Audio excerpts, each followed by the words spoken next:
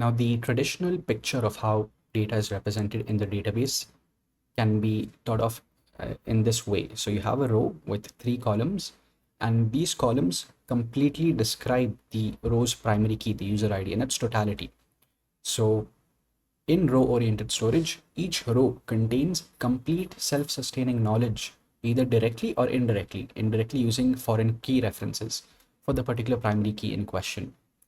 So row-oriented storage is useful in almost any web application, any real life application. For example, if you are running Facebook and you want to get all details specific to a particular user and render their home page, you can just grab that particular record corresponding to the user ID and you'll get complete self-sustaining knowledge. So on the disk, how will it be represented? So this is assuming one page contains only one record with all the columns. So in that case, each block will pertain to one specific record. So block 1 will have all the columns for row 1 with R1, C1, R1, C2, R1, C3, and the next block will contain the next row, so on and so forth. Now, along with displaying your home page and all other details, Facebook also has a data analytics team, and this team wants to periodically go through all the Facebook users and find out what their average login time for that day was. So in that case, how would Facebook's data analytics team do this? So they would go over all the rows and they will select the login time and then figure out what the average is in that case. So how would it be represented on the disk? So the data analytics team needs to go to each individual block over here and grab just this specific column. But we know that you can't grab a specific byte or sequence of bytes from a block. You have to grab the entire block. So the analytics team has to go to each block and grab that, even though it's not interested in all the other details. It's not interested in C1, C2, but it still has to go to these different block locations. And we know that this is very costly and computationally expensive. So the main application or use case for column-oriented storage is for analytical queries. Analytical queries are those queries which operate on a large amount of records, but they're not interested in all the values, just a few columns. And based on that, they process these records, the specific columns in those records, and churn out some analytical output. One example is select average login time from user. Similarly, some other analytical queries could be select max or min or average. So block 1 over here, page 1 over here will have column 1 for all the rows. Similarly, page 2 over here will have column 2 for all the rows. So on the disk now, when Facebook's analytics team wants to find out the average login time for all users, they are in luck because we have one specific block solely for login time, and all the column values are in close proximity to each other. So Facebook has to deal with very few blocks, and that is very computationally efficient for these kind of analytical queries. So we can also employ compression when we store data in column-oriented storage. For example, in most cases, our column domain will be a very limited domain. So take the example of the student use case. Student has two parameters, the user ID and the course name. In this case, the course domain is pretty limited. You just have these 4 courses. So what we can do is, because we have 4 courses, we can assign 2 bits to represent each course. Now over here, instead of our original column file having maths, English, humanities, maths, English, humanities, these English strings, which are maybe 10, 20 characters long, what we can represent them is with just 2 bits each, which is very efficient storage wise. So course column can look something like this. So 2 benefits, obviously less storage, but also let's say we stored all this data here in column oriented format, but the processing is done in some other system using Spark, Hadoop. So we have to transfer all this data that we have locally across a network to the Spark or Hadoop system. So because we have less data to transmit, because we've compressed them, it's more efficient that way. So what are the downsides to column-oriented storage? Number one is the columns across the different files need to be sorted on the query parameter. So in this case, if I know that my analytics will be done solely on the basis of age, so it makes sense to sort age in ascending order. But because I'm doing this, all the other column files have to be arranged in the same order, even though marks over here is not sorted internally, but it still has to be arranged in this way because it it should be in sync with what age is. So that way, tomorrow, if I'm trying to read what is the value of this particular student, I can grab his age, and also I know that the record position is index 0, so I can go to index 0 and grab the marks as well if I need to query other columns as well. So this is okay if I know for a fact that all my queries will always be on the basis of age. But again, in most real life applications, querying is done on the basis of a few more parameters. So in that case, you can't do a binary search on marks. The second downside is when you have incoming stream of data coming to you and you have to write it in your column oriented storage file format, you need to write it to multiple different files. Each file is specific to one specific column. So basically you need to touch multiple different blocks on the disk. So this can be very computationally expensive. So writing to multiple blocks is one downside, but take a look at this particular example. Let's say I have an incoming record now where the age is 12 and the marks is something else. In this case, because I know that most of my analytics will be centered around age, I want age to always be in sorted order. So when the age is 12, all these rows over here should be pushed below, and I need to make space for 12 and add 12 over here. Same way, push all these records down below and make space for 12's commensurate marks. Now, this is a very naive way of doing it. Luckily, we don't have to do this, especially if we make use of indexing techniques like LSM trees with SS tables. So if you use this as a clustered index, if you and in comes the record where the age is 12, you can just append that into this particular sorted tree or LSM tree. And you don't have to worry about sorting your file. Periodically, if you recall how LSM trees work, periodically, once the LSM tree grows to a certain threshold, you will flush all its contents onto the sorted set table, your SS table. So the SS table is going to be immutable. So when you're flushing it, you'll basically create a new SS table. And because this is like a binary search tree, you'll just do an in-order traversal. And when you flush it, the SS table will also be in a sorted fashion. So searching over here will be logarithmic again. You don't have to worry about pushing records down. Let's have a short segment on Apache Parquet. So Parquet is an open source file format to aid in column-oriented storage of your data. So Parquet is not a database, it's a file format like .txt file format or .xl file format. So with the Parquet file, you add in your data, it'll arrange it in a column-oriented fashion and also provide some metadata about whatever data you've inserted for efficient querying. We'll see more details in a bit. So let's say you have an analytical workload, you have to process big data, which is hundreds of terabytes big or even petabytes big. Now this big data won't fit in a traditional database. So in that case, what do you do? In that case, you'll make use of a system that employs Hadoop or Spark. So a quick 30-second explanation on a very big picture, high-level overview of Hadoop. You have these bunch of computers, let's say they form one cluster, and all these computers will run the Hadoop framework.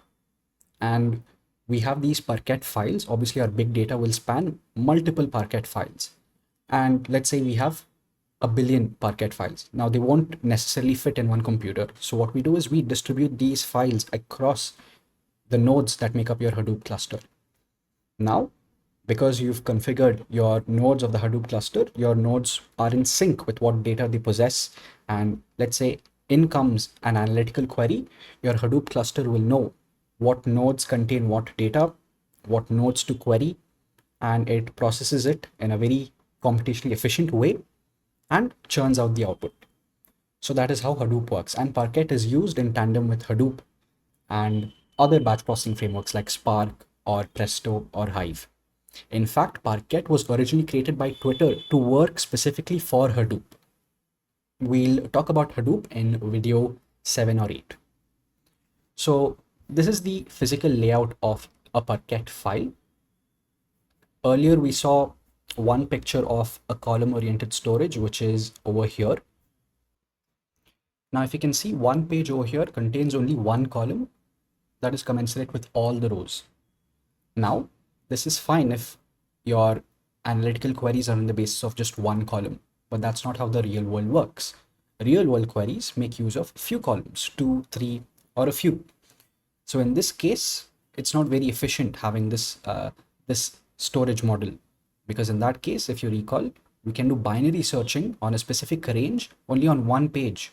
But for the other columns, you can't do binary search because it won't be in an internal sorted order.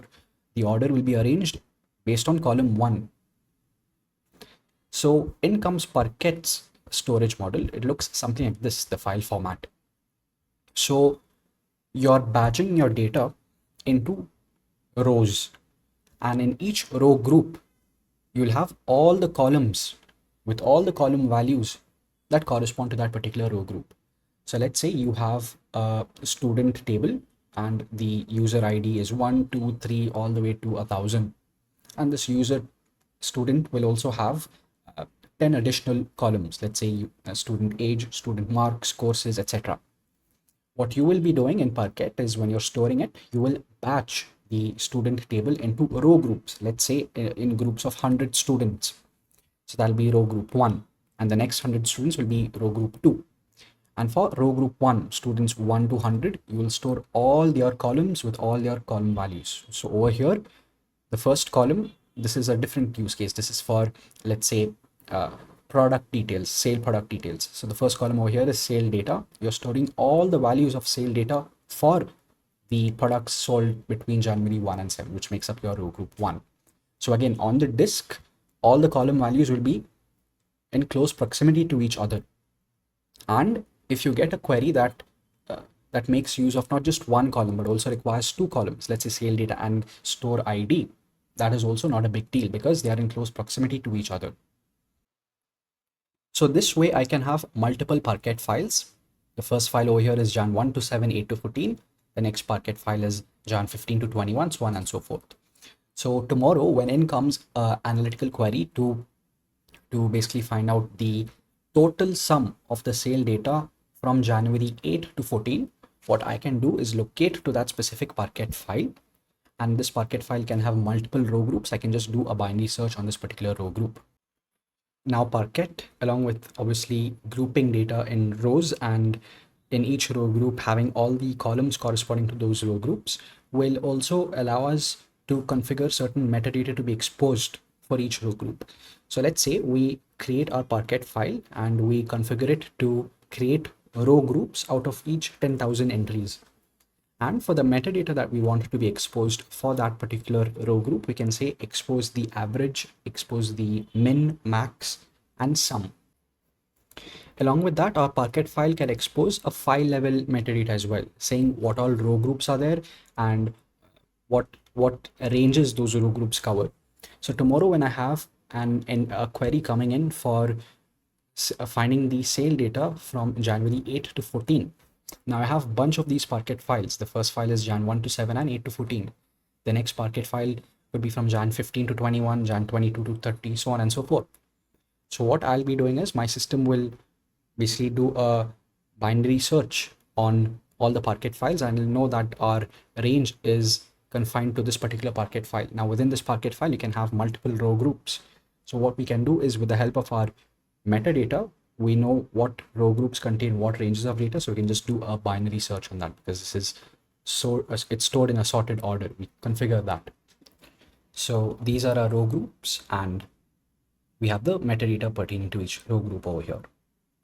So two important points related to Parquet. Number one, Parquet files are immutable. The Parquet file once created with all these values can't be modified. They are like SS tables, immutable. The second point, Spark or Hadoop buffers the incoming data in memory, batches them, and then writes the batch to the Parquet file. So what does this mean? Now our incoming stream of data won't necessarily come in a sorted order because it has to travel across a network.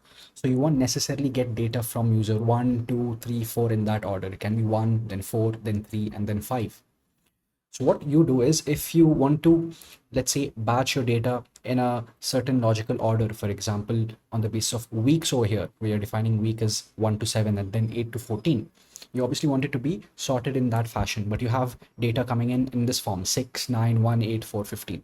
So what your Hadoop system will do is before blindly writing those data entries onto your Parquet file, it'll batch them. So you have 6, batch them in this bucket, 1 to 7, 9, batch in this bucket, 8 to 15. Once you reach a certain threshold or once the data stops coming in, then you can flush this to the Parquet file. And obviously, this will form one row group, this will form the second row group over here.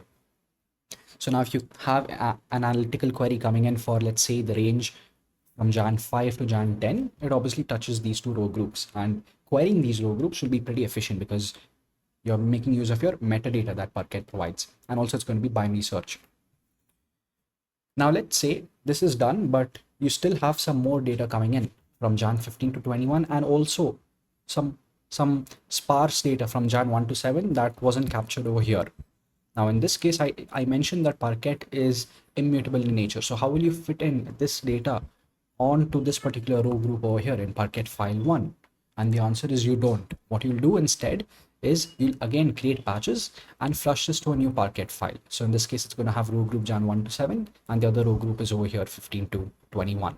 So let's call this Parquet file 2. Now tomorrow, if we get an analytical query saying I want the sum of all data entries between January 1 to 7, your system will effectively have to go through this Parquet file and this Parquet file 1 as well. Now, let's see, worst case, you'll have 1,000 Parquet files with Jan 1 to 7. This obviously won't be an efficient way to parse it. So what is the solution for this? Luckily for us, in most real life applications, batch processing is a scheduled process. It doesn't have to be real time. So you can schedule your batch process to take place once a day towards at night or something like that. So it doesn't have to run very frequently. So because batch process can be scheduled to be run very infrequently, during that process where it's not running, during that time interval where the batch process is not running, what we can do is perform compaction of our Parquet files. Just like we do compaction in SS tables, you're doing the same thing over here. So after compaction, you'll have a Parquet file with Jan 1 to 7 containing consolidated data and the other row groups as well. Now your analytical query just has to look at this particular Parquet file. Now let's say just like we have this Parquet file 1 over here, we have multiple Parquet files. This is for Jan 22 to 30. Let this be for Feb. Let this be for March. And let all of them be part of one computer, one node.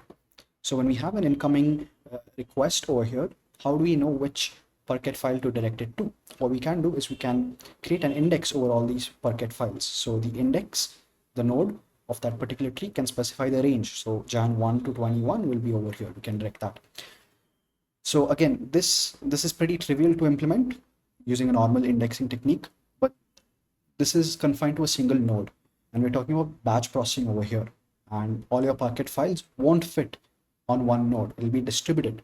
So when you have an incoming request, how will you know to route that request to a very specific node that contains your required Parquet file? So we'll get a better understanding of this once we learn in depth about replication, partitioning, and Hadoop. So we'll revisit this concept in our batch processing video, which is towards the end of the series. Now to conclude with Parquet, why don't we just use this traditional simplistic column-oriented model that we saw initially? Why even use Parquet? So in this traditional model, the simplistic model, we have one page and each file will be specific to just one column. And over this particular column, let's say to make it more efficient, we can have it sorted and have an index for this for each particular page. So I have 10 columns, I'll have 10 pages, and for each page I can just have an index. So if I get a particular query asking me for a specific range, let's say some values between Jan 1 to 10, I can just go to the particular column, navigate with the help of my index to the required range, and figure out the sum. Why don't I just do that?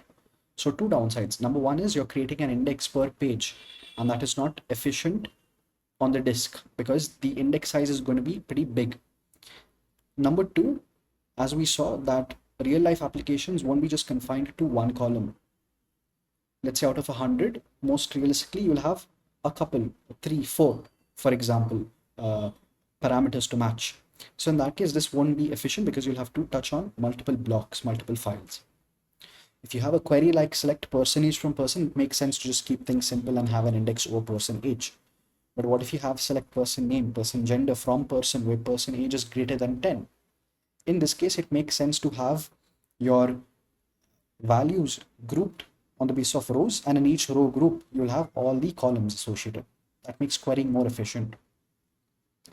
So with Parquet, we have the ability to create row groups which are unique to what a query will be.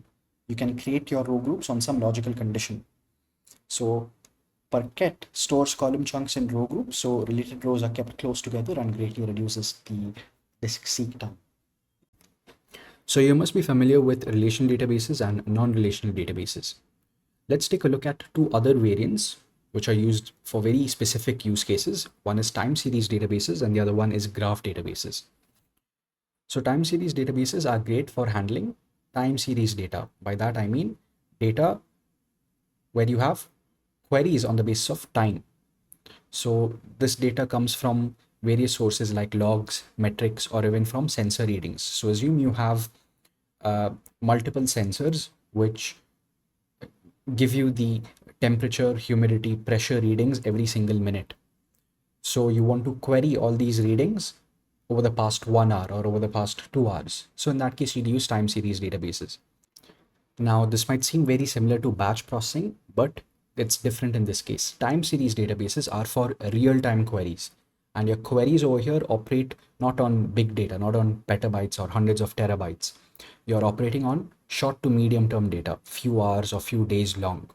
Of course, if your business requirements require you to analyze the temperature, pressure over the past decade, 2 decades, then you will obviously have to deal with big data and compute all this big data. In that case, you'll move towards Hadoop or Spark. But this is a normal database handling a normal mid-sized amount of data specific to time. So our queries are centered around time, so we use time series databases. So the main criteria of time series databases is we sift through data based on some time range. Now you might think that why have a separate variant, some complicated database for just going through data based on time? We can just make use of a normal SQL database like Postgres, and that's actually what is used in principle. So we'll be centering the conversation around one specific time series database, which is called TimescaleDB. There are others like Apache Druid and FluxDB, but we'll focus on TimescaleDB. TimescaleDB is just a wrapper on top of Postgres. It offers a few additional functionalities specific to time, which we'll take a look at now. So as mentioned earlier, the focus of time series database is you get some queries on the basis of some time, and you want to service those online requests. These are not batched requests. You have to process them as they come in. So you want to optimize for reads and you want to have very efficient caching. So take a look at this particular data over here. This is our sensor table. We have the time, sensor, city, and temperature. So far, so good. You're representing this in a normal RDBMS way. So this is your Postgres table. Now, what if you have 1,000,000 entries and you're indexing it by time? So it's great if you have such queries over here. Select everything from data where the time is between 12 and 1. So you're indexing it by time and you'll get something like this. So your index, your B tree will point to all these records, and you'll have to load all this onto the memory from the disk. And this is exactly what you wanted. Select all data where the time is between 12 and 1. But what if your query is a little bit more specific? Select all data where the time is between 12 and 1, and you want sensor to be from A1 to 3. In this case, again, your BT is going to give you all these records. It's just filtering on the basis of time. It's indexed on the basis of time. So once you load it onto the RAM, your database has to go through all these records and only filter those which meet the criteria, which is this and this. So you can see you have a lot of extra records that are loaded onto the memory. In addition to all this extra data being in memory, you can have multiple control centers all across the globe, and they'll be continually monitoring the sensor data. So each control center might push the same query onto the database. Select all data where the data is from sensor A1 to 3. In that case, what the database will do is it'll cache whatever the index returned from the disk, and it'll cache it into memory. So it basically caches all this. Now the thing is, your caching precision over here is very poor. You're caching things that are not needed. So in order to prevent this, what you can do, a workaround is you can partition your data on the basis of time. So you can denote that one shard over here will be for data between 12 and 1, and the other one is for data between 1 and 2. So in this case, in each shard again, you're indexing it on the basis of the time. So now when you have the same query, select data between 12 and 1 from sensor A123, you can direct your request straight away to this particular shard. Now, if you index it on time, which you will, and you're looking at data between 12 and 1 for sensor A123, you'll still be getting some extra records. Obviously, the amount of extra records will be less compared to had you not partitioned it on the basis of time compared to this. So depending on your business requirements, this can be enough. But let's say it's not. You still have a lot of extra rows that need to be handled. Then you can fine tune your chunking, and you can chunk on the basis of time and the sensor as well. So this chunk over here is for time 12:1 specific to sensor A, and the other chunk is for time 12:1 specific to sensor B. So now you get the following data between 12 and 1. This is all sensor A's data, but you also get the different cities. So let's say you have a query to filter it on the basis of Mumbai. So over here you're getting Delhi as well. So what you can do is further fine tune it on the basis of time, sensor, city. So this is 12:1 sensor A for Mumbai, 12:1 sensor A for Delhi, and you can have 12:1 sensor B for Mumbai, so on and so forth. So the basic idea from all of this is, as opposed to just one large table holding all your data and having one giant index over it, we basically partition your data on the basis of one metric, the core metric being time, and have many small indices corresponding to each particular chunk. Now, again, all of this can be done on any SQL database. What does this have to do with time series database? And I'll get to it in just a second. Before that, let's take a look at the terminology used by timescale DB. So all these individual partitions that you've made are called chunks, and all these chunks together, they aggregate to form your bigger picture, your complete data, and that bigger picture is called the virtual hyper table. So there's no actual physical big table over here. What you actually have instead is this virtual hyper table, which is composed of these individual chunks. And how are these chunks formed? Primarily on the basis of time series, and also some further query parameters like sensor or city. So timescale DB makes use of B trees as for indexing. So how are writes and deletes handled? So if you have to add in a new data entry, you will just insert a new row. This is a Postgres table, just insert a new row into that particular chunk, and your B tree, which earlier pointed to the previous version, will now, you'll have to update its pointer to point to the new row. That's it. What about deletes? In case of deletes, you can just delete that particular node from the B tree. Let's now talk about what is it that timescale DB offers on top of Postgres that makes it suitable for time series query. So let's say you're running a scientific lab to study the temperature, pressure on a daily, monthly basis. So in January, and you're making use of raw Postgres over here.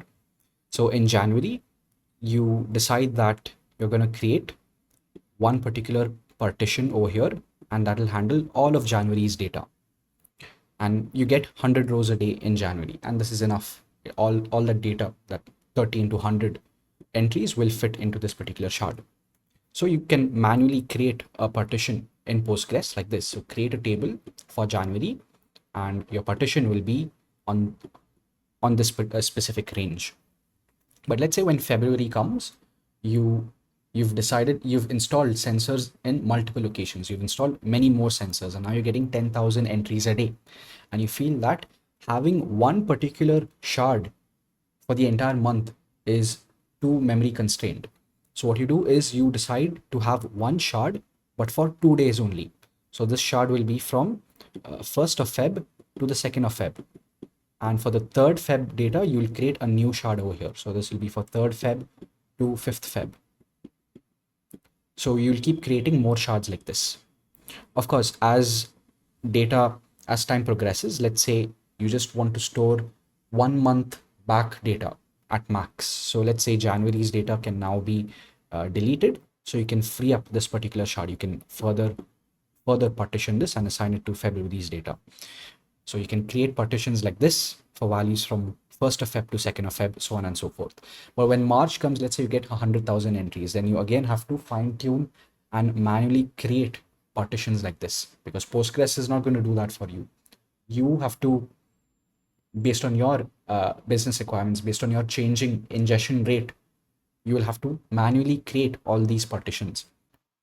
So basically, there was a lot of manual adjusting in Postgres as time progressed. So as time progressed, you had to manually change your chunk creation parameters, your chunk creation range, basically. Now, what about timescale DB? In timescale DB, it's extremely abstracted out. So all you have to do is, when creating the hyper table, just specify the chunking parameters, which is basically the time and any other fine tuning parameters like sales or temperature or pressure, or temperature and pressure, so on and so forth. So what timescale DB does is it continuously monitors the ingestion rate and it dynamically adjusts the range of future chunks. So let's say initially it creates one particular chunk, and the entire month's data, entire January month's data goes into this, all 100 entries. And let's say timescale DB is happy with this. But when Feb comes and you start getting 10,000 entries, then let's say it's Feb 15 now, and your timescale DB understands that there's a pattern involved from Feb 1 to 15, that the amount of data has increased by a lot. So from Feb 16th onwards, timescale DB will adjust its chunk creation parameter and says that, okay, this is enough data for Feb 1 to 15. I'm not going to store the entire Feb month's data over here. What it'll instead do is create some more chunks. This is for Feb 16th to 18th, and some more chunks from Feb 19th to 21st, so on and so forth. When March comes, it finds that, okay, even having one shard for 2 days is too big. What I'll instead do is let this be for March 1 from 10 a.m. to 2 p.m. This is assuming the ingestion rate in March is, let's say, 100,000 entries. So it dynamically creates new chunks based on differing ranges, and the differing parameter is directly tied to the amount of ingestion entries coming in.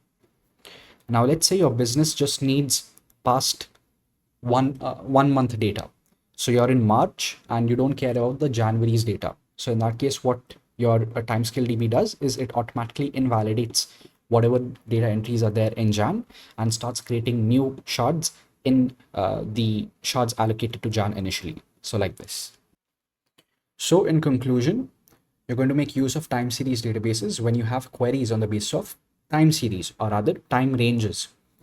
This is ideal when the amount of data that you're dealing with is not too big. You're not dealing with big data, terabytes or petabytes of data, but rather data that can fit in traditional SQL databases.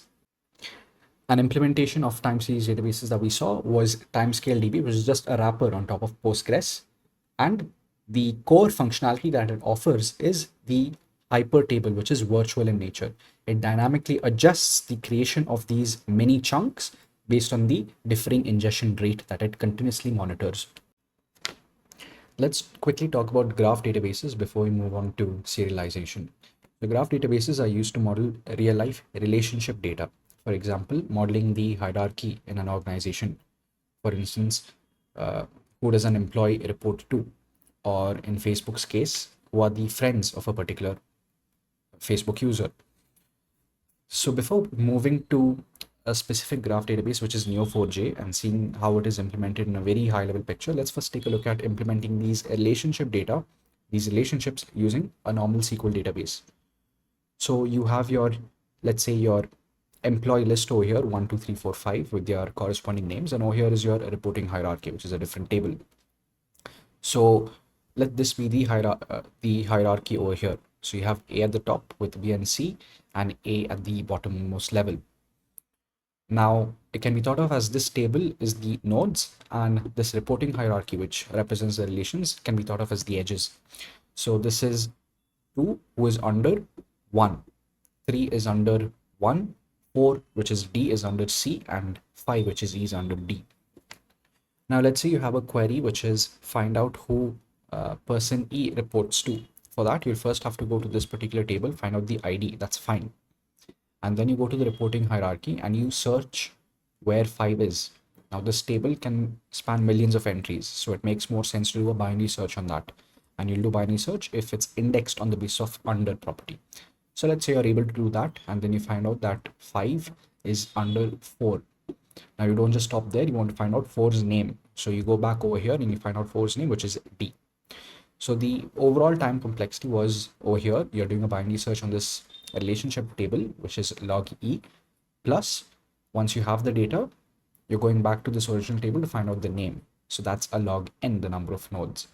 Now we know that this log E plus log n can be upper bounded by log n square, because the edges at max, let's assume to be n square. So between every pair of nodes, we can have one edge in this case. So log n square is not very efficient when you're dealing with data at scale. So parallel is non-relational implementation using something like MongoDB. So you have your ID, your name, and we can have the edges as another field over here in a document structure. So now if I want to find out who E reports to, I can quickly go to E's record. Let's assume it's indexed over here. That'll take log n time, and I can instantly find out who 4 is. So if I want to find out 4's name, I'll go to 4 over here, which is again log n, and find out 4's name. Now, if you have a query like find out who is the immediate boss of 5, then it's fine. It'll be log n. You can just have an index over the ID, and you do a binary search to locate to 5 and find out the edge. But what if you have a query like this? Find out the entire chain of command of 5. And these are real life queries. So in that case, what you'll do is you'll go to 5 first, do a binary search, and you find out that 5 is immediately tied to 4. Now you'll do another binary search to go to 4, and then 4 is tied to 3, and that'll be another binary search.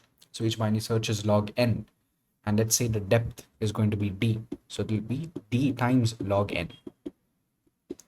Now, let's say at max, the graph is going to be like a straight line. So depth at max can be upper bounded by n. So it's n log n, which is not very efficient when you're dealing with scale.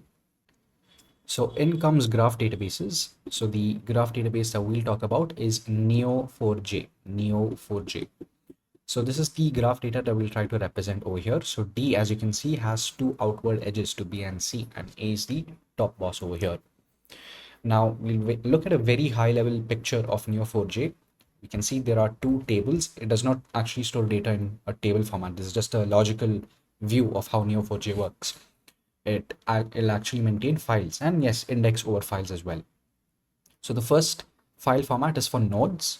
You'll see A, B, C, D, and the edge corresponding to A. So A has no edge, B has one edge, so that edge data will be stored in this particular address. C's edge is 0x06, so that edge address will obviously hold some value. We'll take a look at it. Now D has two edges going outwards, but we'll only store one edge address over here. Let's say 0x07, which is for D. We'll see how to go to C later.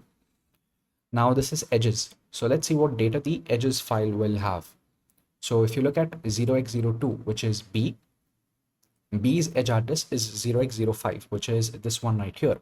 And the edge will say who it points to, which is A in this case. There's no sibling edge. Let's come to this later. What about C? So C will also point to A. So C's edge address, which is 0x06 over here, also says it points to 0x01, which is A. This address is right over here, and the sibling edge is null. What about D? So D, we just stored one edge address over here, which is 0x07. It says it points to B over here. This is B. And D also has a sibling edge, the same level edge over here, because D has multiple edges. So now, using the edge of D, we can iterate over all particular edges of D. So if D has multiple edges, using just one edge, we can go to the other edge, and using this edge, we can go to the other edge, so on and so forth. So over here, the sibling edge is 0x08, and we can go to the next node that D points to. And yeah, D has only two edges going outwards, so this is going to be null. So how do we execute this particular query? Find out the direct boss of D. For that, we just have to do a binary search over here. That index will be there on the node file. Go over here, and this particular data entry will immediately point to the edge address. You have immediate access to the address, so you can just instantly go here and look at 0x07. You know it points to node 0x02, which is B. Again, you don't have to do a binary search here. You already have the address over here. Yes, it's 1, 2, and again a third disk seek, but time complexity wise, it's pretty fast compared to log n.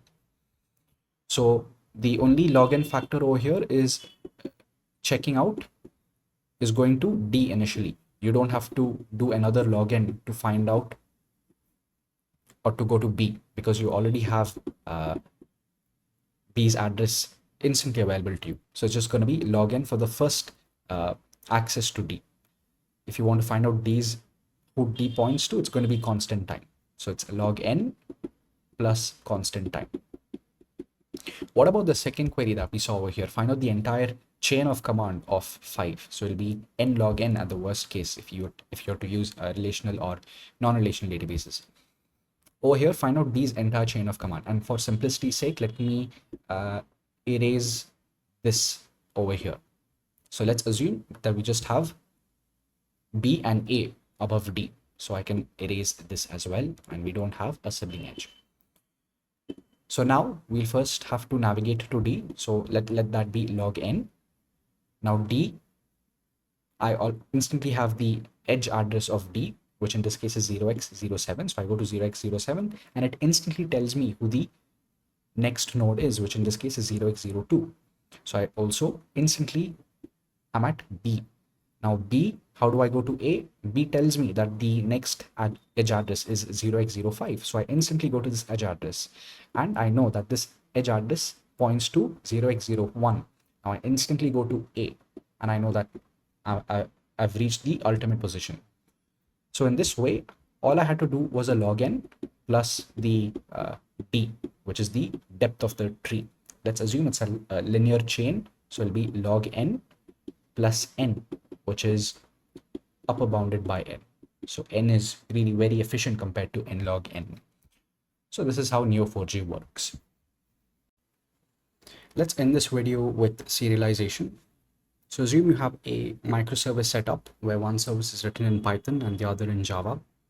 Now, if you want to move data between the Python to the Java service, you have to transform that data into some mutually agreed upon format between the two services.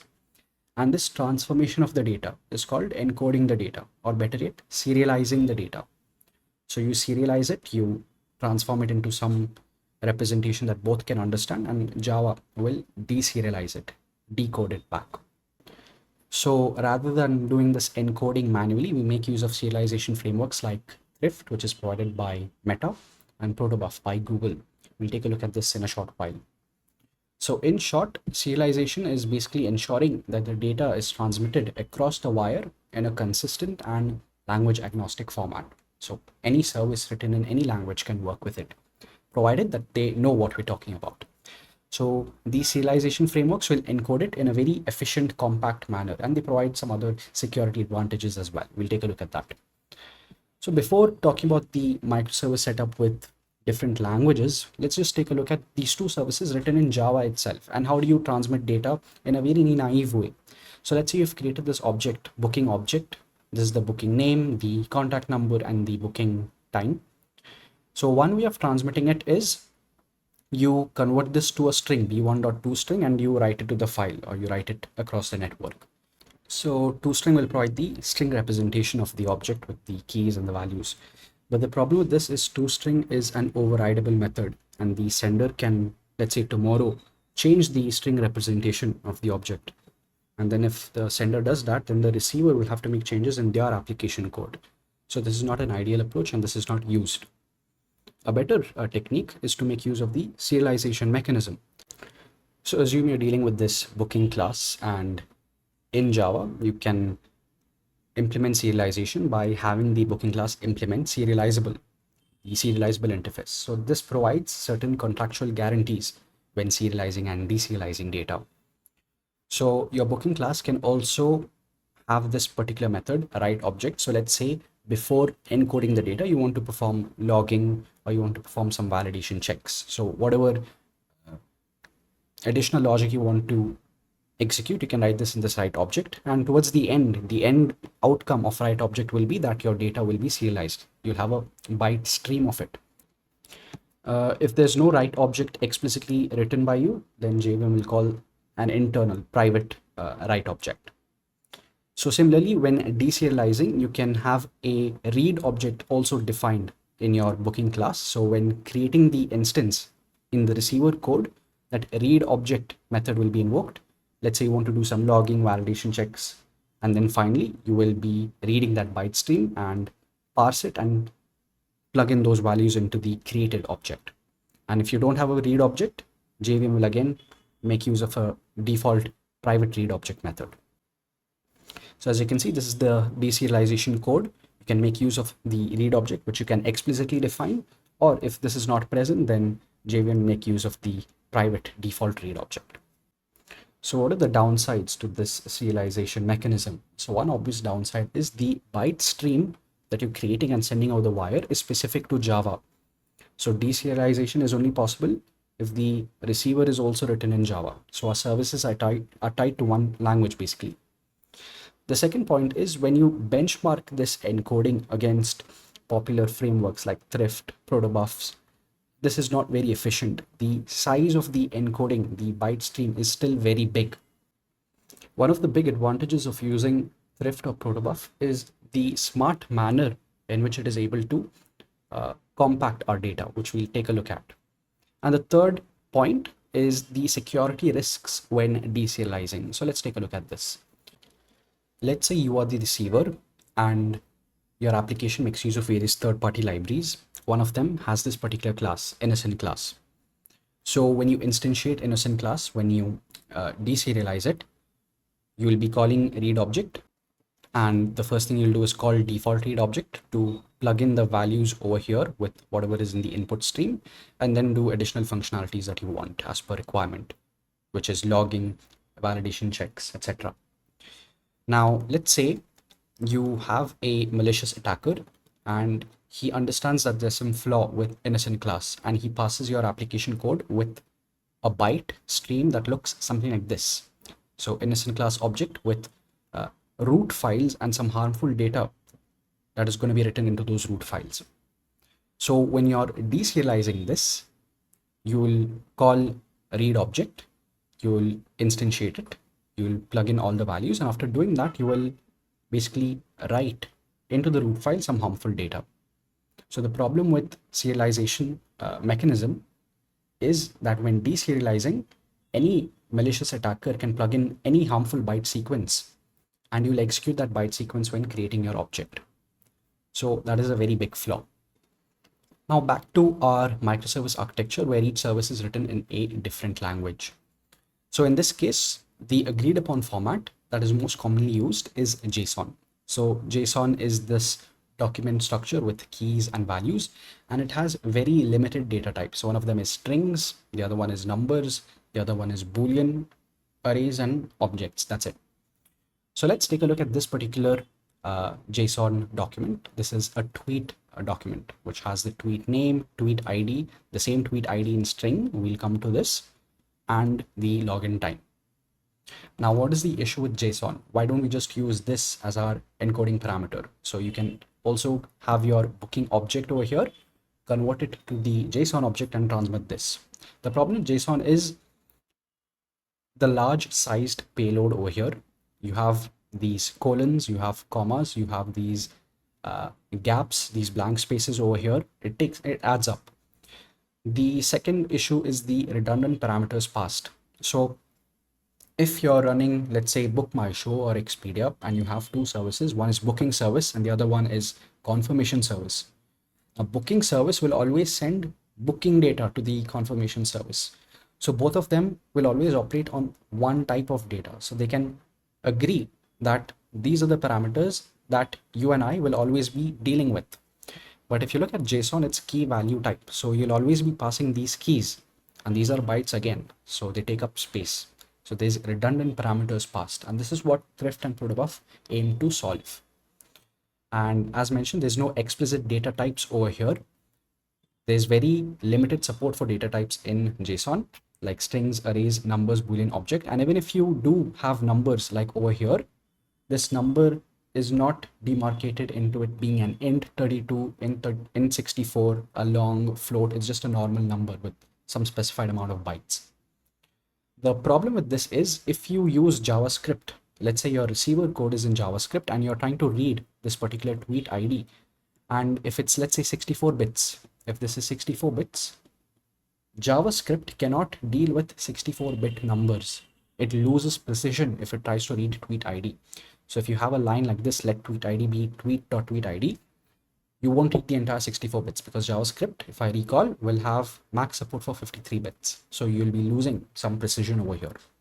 So what Twitter actually does is, along with tweet ID, it also has an additional field called tweet ID, but in string format. So you're just stringifying this. Now what your JavaScript code can do is read this tweet.tweetID, which is a string, and with the help of some external library, big integer library, convert that and make use of it. Now, obviously, there is duplication involved over here. One field for JavaScript services, the other field for services that can deal with our numbers. So that is one drawback of JSON. And the second drawback of JSON is that it does not compact the data to an efficient way because you have a lot of redundant parameters, your keys over here. So you must have gotten the clue by now that we use thrift or protobuf when the sender and the receiver work on some mutually agreed data, and it does not deviate from that. There are no new surprises. For web browsers, which deal with all sorts of data, all sorts of web pages, JSON is mostly used because the browser understands JavaScript and JavaScript natively supports JSON. That aside, serialization frameworks like thrift and protobuf find important use cases in scenarios where you're dealing with low latency and high throughput. For example, in financial trading firms where microseconds matter, you use protobuf to transmit your data, your market data, and it allows system to parse it in a very time efficient manner. So there are mainly three steps when it comes to using thrift or protobuf. Let's go with protobuf over here. Step one is defining the contract between the sender and the receiver on the basis of what data they're going to be dealing with. So you call that defining the data schema. So in the case of protobuf, you will define the schema in a .proto file. So in this case, you will have your booking object, which is the message to be transmitted, and you'll specify the data type along with the field names, and you'll assign a field number for each field. So in JSON, you are passing the ID key with the ID, the name key with the ID, and all this was taking up space because you're dealing with the same keys in these multiple messages that you're sending. What protobuf or thrift does is, instead of having ID in the message, it'll instead replace it with its tag number, which in this case is 1, and the ID 2, and the ID, so on and so forth. So this greatly optimizes the space for the message and in effect also helps with the latency. The second step is compiling the proto file. So the outcome after compiling the proto file is that you'll have a proper Java class for your booking object. So you'll have a booking class and it'll contain all the appropriate getters, setters, parsing functions, deparsing functions. All of that is provided by the serialization framework, and it supports various languages. Obviously, Java is going to be one of them. So we use thrift or protobuf's code gen tool that takes the schema as input and produces concrete classes that implement the schema in terms of getters, setters, accessors, parsing, deparsing in various languages. Step 3 is then using those generated classes, you will serialize your data that you want, transmit it, and if you're the receiver, deserialize using the classes generated and the functions that they provide. So this is a sample high-level picture of an encoded data. Obviously, it'll be encoded in a binary sequence. So over here you have your field tag with the field values. Now, parsing over here is very efficient because you've already specified what the fields are and their types in the proto file. So you know that ID is going to be 32 bits, 4 bytes. So when you parse it, what you'll essentially do is you'll know that this is the first field, and then you will just read the next 32 bits, and you'll know that for a fact that's going to be your ID. Whereas if you were to use JSON, you'll have your ID over here, and there's no way for you to know what the data type of ID is. and then comes the ID over here. So you'll read it byte by byte or whatever mechanism you're doing, and then you will stop once you hit the comma or the end curly brace. So parsing logic over there is a little bit more complex and it's more time consuming as opposed to this. So here you already know the exact amount of bytes that each field is going to take, and you can just read those bytes. These small parsing tricks actually do add up to a considerable number when you're dealing with terabytes of data, and especially when latency is a focus. So in conclusion, the general features of thrift or protobufs is as such. The first is schema definition. You define the structure of your data using a .proto file or a .thrift file, and the schema is a contract between the systems. Number two is language agnostic. The same schema can be used to generate code in multiple programming languages. Your thrift protobuf supports that. And lastly is the compact binary format, which ultimately aids in low latency. The serialized data is smaller and it's way faster to parse, especially when you're dealing with data at scale than traditional text-based formats like JSON or XML.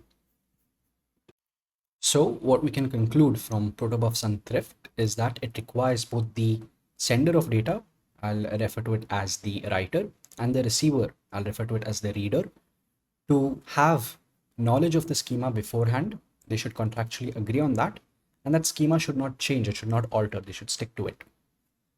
Now let's say you run a analytics platform and your system constantly ingests data coming from various third-party external sources. So in this instance, you're an analytics platform and you are reading product catalog entries. So periodically, you'll receive data entries about the product name, the product price, and you'll perform analytics on them. So on day one, let's say you agree that this is going to be the schema. Both the reader and the writer will have these three things in their class: product ID, name, and price. But let's say towards day 100, that external source has decided to add another field called discount. Maybe it's the end of season. Now, in this case, the writer sends 4 fields to you, but you have not made changes to your application code, to your analytics processing engine to account for discount as well. And you have no plans to do so as well, because that'll take a lot of time and impact other customers as well. So in this case, if you were to use thrift or protobuf, the deserialization itself fails. So the entire job of encoding, serializing it has gone to waste. So thrift or protobuf won't work in this case because you've violated the schema contract. Let's take a look at another example. So you run a temperature processing analytics platform again, and this time you're processing temperature data. So you initially have a simple thermostat which sends you device ID, temperature, and humidity. And let's say a few months later, you upgrade your thermostats. And this time you're sending the carbon dioxide level as well. So your schema, at least on the sender side, has definitely changed. And the receiver is still operating upon this schema. Now, these are actual real life use cases. So how can you ensure that in situations like these, where your schema needs to constantly evolve, the encoding and deserialization won't be impacted? So you might think that, okay, no big deal. If we know that the writer has updated their schema, do the same thing at the reader's end. So at the analytics processing engine side, make sure that your schema has this new entry for carbon dioxide level, make changes to your application code, and only then start receiving data entries. Number one is this will impact current business. You have to rewrite code. You have to put your current application out of order until you can service this new entry. But let's entertain this idea for a second. So let's say that we temporarily put a pause to our system, no new requests come in, and we get time to change the application code. We do so and we deploy it on all these 4 nodes. So we have 4 nodes over here. Let's say we have 10 million customers. So these are 4 instances of the temperature analytics processor. So our requests are distributed across these 4 nodes. So we've made changes to our code, deployed it over here, and we start getting requests. Now let's say there was a pretty major bug in the code that we just updated, and requests just can't get processed. So now because our entire system is disrupted, we need to find the root cause of the problem, fix that, redeploy it, and start again taking requests. But that is actually not done in principle. In principle, when you want to make changes to your application code, what is actually done is a staged rollout. So rather than deploying your updated code on all 4 nodes at once, deploy it on one node at first. Let's say after a certain point in time, let's say after 500,000 requests or so, you don't face any issues, then deploy it on another node as well. So you'll keep examining for any issues, and once no issues are reported, keep progressively deploying code to whatever other nodes are there. So this is called staging your rollouts. So from this entire exercise of staging your rollouts, your smart thermostat still sends the data points to all your nodes N1 through N4. N3 and N4 over here are not updated. N1 and N2 are updated. But all the nodes are getting this new schema over here. So this should be supported, obviously. By the way, just a quick point. This example is very similar to the time series data example that we saw, where you're dealing with data that comes through time for a particular sensor. In that case, we used a time scale DB, time series database. That is for data storage. This is not a database. Apache Avro is the data that you see over the wire. It's the encoding, serialization, and data that is actually traveling. So this is another real life case where in your application system, you can have multiple schemas existing at the same time, and all these schemas should be operational. So this schema should be valid if let's say your smart thermostat goes down and your simple thermostat kicks over and it sends this schema, this should be valid. Or let's say you have your smart thermostat that's functional, but your N3 and N4 code is not updated. Then in that case, still this data should be valid for N3 and N4. So your schema should be forward compatible as well as backward compatible. So obviously this is not achievable using protobufs and thrift. So what we use is Apache Avro. So Apache Avro is again a serialization framework. It's used when your system operates in a dynamic setting where schemas are either not known or they keep changing. And it's also possible that different reader nodes might operate on different versions of the schema, like we saw over here. So it's very helpful if you need multiple versions of the schema to exist in your setup, and all of them should be operational by your receiver nodes. So this is the schema that you'll be writing for Apache Avro. In the case of thrift, you'll write it in a .thrift file. In the case of Avro, it's a normal JSON file. So you'll be specifying your schema like this. It has 4 fields with the appropriate type. Now, along with this schema, this is one approach. This is your data over here. You will append the schema with the data and ship that. So the receiver node knows what you're talking about when you're saying device ID. It knows what you mean by device ID. It's a string. It knows what you mean by CO2 level. It's a int, and it parses accordingly. Now this is suitable if the amount of data that you're dealing with is not too big. But of course, if it's too big, if you're dealing with data at scale, this is a huge overhead shipping the schema for each individual message. In that case, what you can use is another approach where you have the central node called a schema registry. The writer will register their schema with the schema registry, and the schema registry will provide an ID for that particular schema that it's holding. So what the writer will do is, instead of appending the entire schema with the data, we'll just append the ID with the data. So just append the schema ID over here. So the reader will then get that schema ID, ask the schema registry, what does this equate to? And using the schema.json that the registry provides, the reader will know what exactly the data that is transmitted over the network exactly means.